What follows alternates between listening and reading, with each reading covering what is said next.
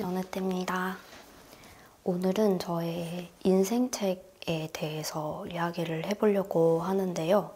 이거는 진짜 누구에게나 추천을 해주고 싶을 만큼 도움이 많이 됐다 싶은 책들 5권을 가져왔어요. 첫 번째부터 추천을 해드려보자면 첫 번째는 요 경험의 함정이라는 책입니다.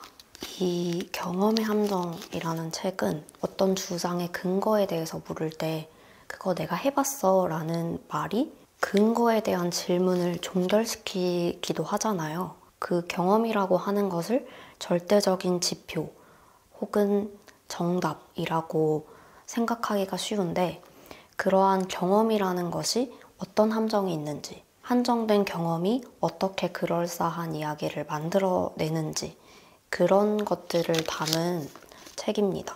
이 제목만 봤을 때 유추해낼 수 있는 그런 내용부터 이 부분은 생각지도 못했는데 싶었던 부분까지 그 경험이라는 주제 안에서 내용의 스펙트럼이 좀 넓다고 생각이 들었어요. 우리가 사회에 만연하게 퍼진 그 메시지들을 어떻게 잘 비판적인 입장으로 들어야 하는지, A라는 성공한 인물이 아침형 인간이 되어라, 본인 일에 몰입해라, 운동을 해라 라고 이야기를 했어요. 근데 B라는 인물은 야간 근무를 하고 반복된 업무를 하고 일이 끝나면 피곤해 지쳐서 자야 합니다. 다음날의 일정을 위해서. A라는 인물은 목록대로 살았기 때문에 성공을 했을까?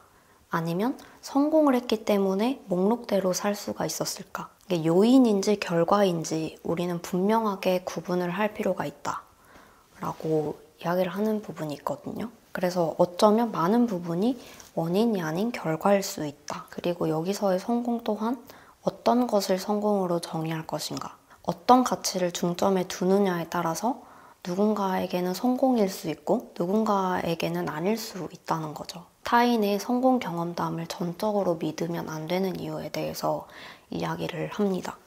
그리고 제가 되게 인상 깊었던 그게 있는데, 원하는데 갖고 있는 거, 원하는데 갖고 있지 않은 거, 원하지 않지만 갖고 있는 거, 원하지도 않고 갖고 있지도 않은 거, 이렇게 네 분류를 나눴을 때 원하지도 않고 갖고 있지도 않은 게 가장 크게 차지를 하는데 우리는 그거를 쉽게 간과하고 다른 것에 집착을 한다라는 내용이 있거든요. 예방이 훌륭할수록 재난을 직접 경험하지 않아도 되었기 때문에 예방의 가치를 더욱 과소평가하게 된다. 장기적인 정책에 곧바로 예상한 결과가 나오지 않으면 효과가 없다고 치부해버리거나 가장 최근에 취한 조치 때문일 것이라고 생각하는 것. 그런 왜곡된 시간 개념을 가지고 이야기를 만들면 더 나은 내일을 만드는 데 방해가 되고 장기적인 해결책이 필요할 때에도 자리와 지위를 보존하기 위해서 신속하고 뻔한 결과를 내는 간단한 방법을 선택하기도 한다. 약간 경험이라는 범주 안에서 이런 다양한 이야기들을 하고 생각할 거리를 많이 던져주거든요. 약간 이런 개인적인 가치관에서부터 세상을 바라볼 때 왜 경험에 의존하는 게 위험한지, 비판적인 시각이 왜 필요한지 그런 것들을 좀 알려주는 책입니다. 그래서 이 책 첫 번째로 추천드립니다. 다음은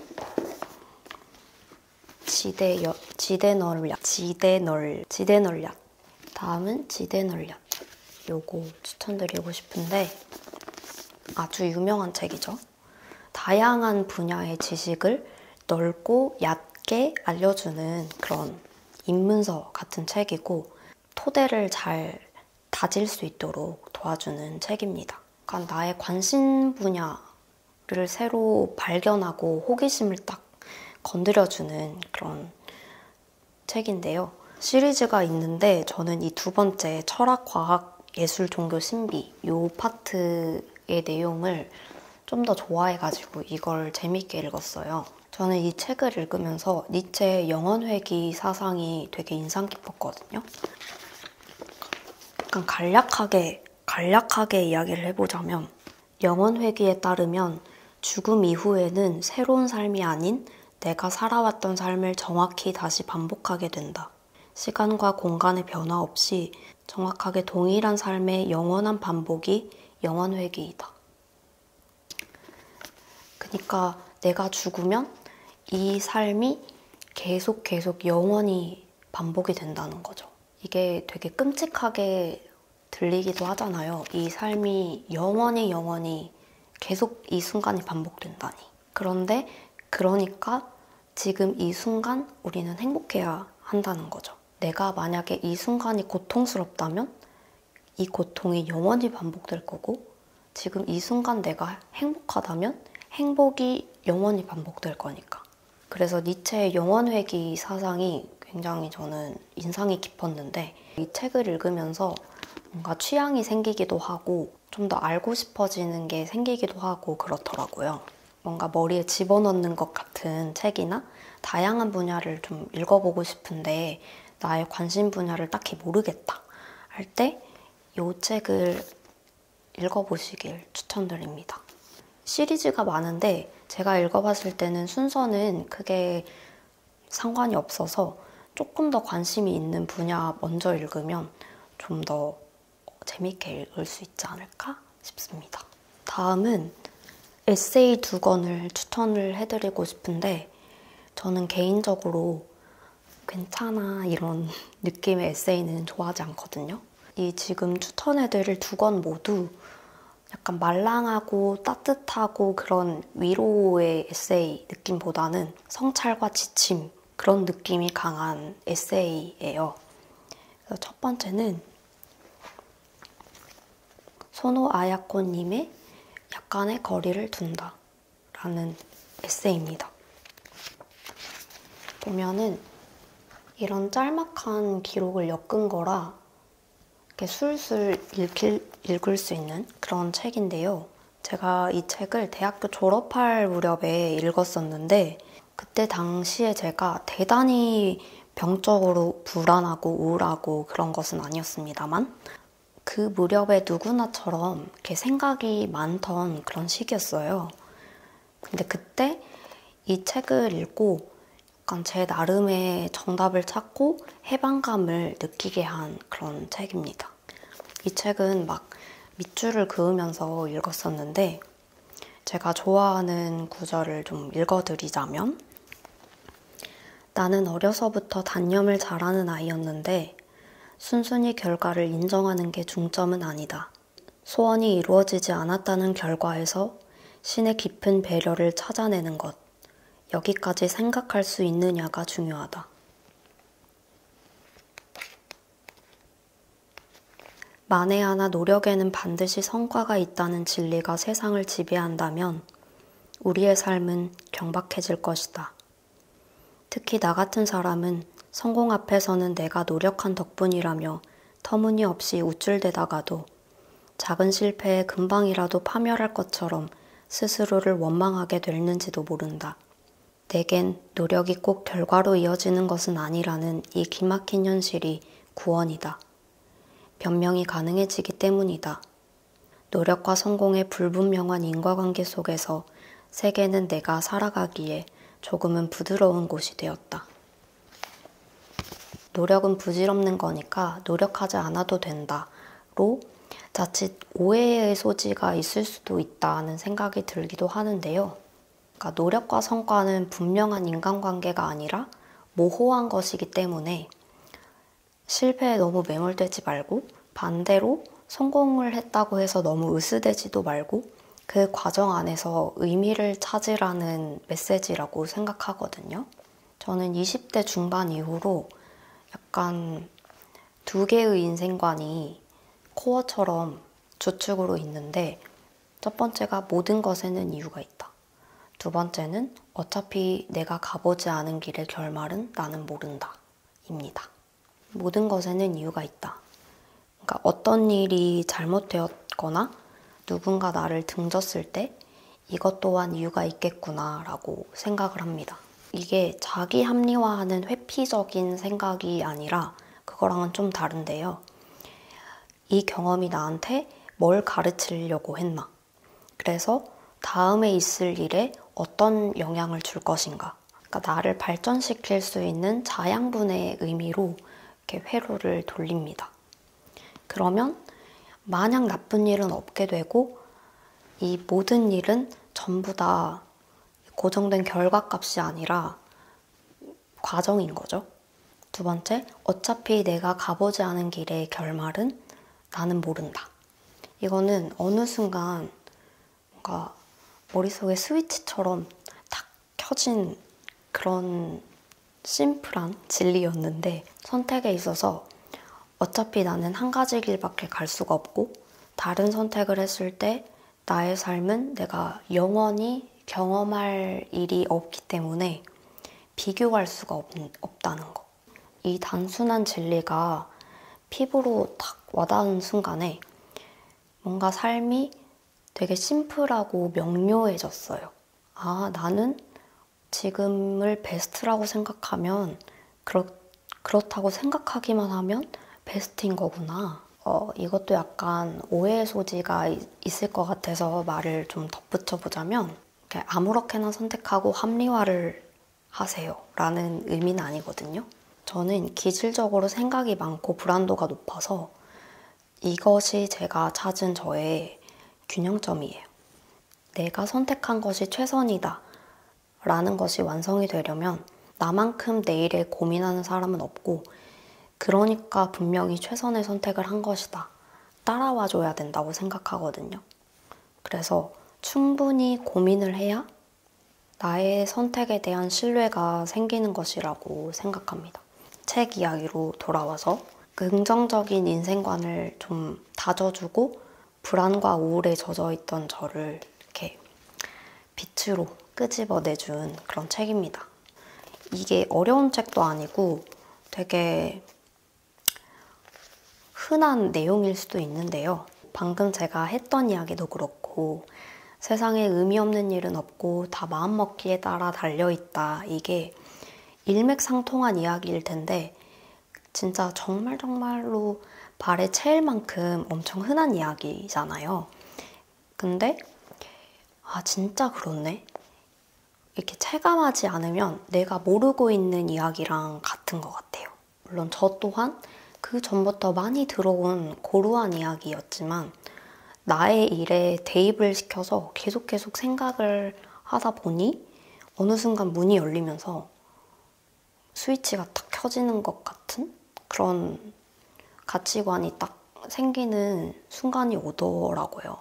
그래서 그렇게 생각을 많이 하게끔 도와준 책입니다. 뭔가 가볍고 가지고 다니기도 좋기 때문에 뭔가 출퇴근할 때 읽어도 좋지 않을까. 이 책도 추천드립니다. 다음은 태도에 관하여 라는 책이고요. 이것도 제가 대학생 때 읽었던 책인데요. 제 사촌 언니가 이 책을 읽어보라면서 추천해줬었던 그런 책이에요. 이 책도 가볍게 읽히지만 약간 고든 심지가 있는 것 같은 그런 느낌의 책입니다. 이 책은 배우 이청아님께서도 추천을 해주셔가지고 좀 반가웠던 기억이 있답니다. 그래서 가장 기억에 남는 구절을 읽어보자면, 잘 될지 잘 되지 않을지 모르지만 젊은 시절 최선을 다해 노력했거나 몰두한 경험이 없이 성장해버리면 헐렁한 어른이 되고, 만약 원하는 것을 이루지 못했을 때 이건 나의 최선이 아니었으니까 라며 마치 어딘가에 자신의 최선이 있다고 착각하면서 스스로에게 도망갈 여지를 준다. 뭔가 이 구절만 들어도 괜찮아, 이런 에세이는 아닌 거 아시겠죠? 내가 하면 잘해 라는 말을 되게 쉽게 하잖아요. 근데 원래 그 하는 게 가장 어렵거든요. 그래서 공손하고 단단한 마음에 대해서 생각하고 다질 수 있게 해주는 책입니다. 멋지게 무르익은 어른의 미덕을 알게 해준다고나 할까요? 사회초년생일 때 이 책을 읽으면서 이런 어른이 멋진 것 같다 라고 생각하게 해줬던 그런 책입니다. 그래서 쉽게 읽히지만 좀 묵직하고 단단한 에세이를 읽고 싶으신 분들께 이 책 추천드립니다. 다음은 한강 작가님 소설인데요. 제가 문체가 서정적인 소설을 아주 좋아하는데요. 한강 작가님 소설이 쉽게 익히지는 않는 편이지만 문장이 너무 섬세하고 아름답고 인간에 대한 깊은 고뇌와 질문이 담겨 있어서 참 좋아합니다. 그래서 노벨문학상 수상 뉴스를 보고 정말로 기쁘고 자랑스러웠던 그런 기억이 있는데요. 제가 작가님 소설을 아직 전부 다 읽어본 건 아닙니다만 가장 좋아하는 거는 이 작별하지 않는다입니다. 모두 아시겠지만 작별하지 않는다는 제주 4.3을 담은 소설인데요. 한강 작가님 소설은 굉장히 잔혹한 사건을 아주 섬세하고 아름다운 문장으로 쓰시는데 그래서 더 고통스럽고 한스럽다고 느껴지는 것 같아요. 그리고 그 대비감이 폭력이 얼마나 잔인한 것인가를 드러내는 것 같은 느낌이 들어요. 그러면서 인간은 어때야 하는가? 라는 강한 메시지까지 담고 있기 때문에 머리와 가슴을 동시에 흔든달까요? 이 책의 좋아하는 구절을 약간 읽어드리자면 쉴 새 없이 부딪히는 턱이 빠질 듯 얼얼해 눈 덮인 소매의 빳빳한 겉면을 이새에 물고 버티다 퍼뜩 생각한다. 물은 언제까지나 사라지지 않고 순환하지 않나? 그렇다면 인선이 맞으며 자란 눈송이가 지금 내 눈에 떨어지는 눈송이가 아니란 법이 없다. 인선의 어머니가 보았다던 학교 운동장의 사람들이 이어 떠올라 나는 무릎을 안고 있던 팔을 푼다. 무딘 콧날과 눈꺼풀에 쌓인 눈을 닦아낸다. 그들의 얼굴에 쌓였던 눈과 지금 내 손에 묻은 눈이 같은 것이 아니란 법이 없다. 그 순간 스위치를 켠 듯 꿈속의 감각이 되살아나 나는 숨을 참는다. 눈 덮인 땅에서 스며나온 물이 자작자작 운동화 밑창에 밟혔다. 무릎까지 삽시간에 차오르며 검은 나무들과 봉분들을 휩쌌다. 꿈이란 건 무서운 거야. 소리를 낮춰 나는 말한다. 아니, 수치스러운 거야. 자신도 모르게 모든 것을 폭로하니까.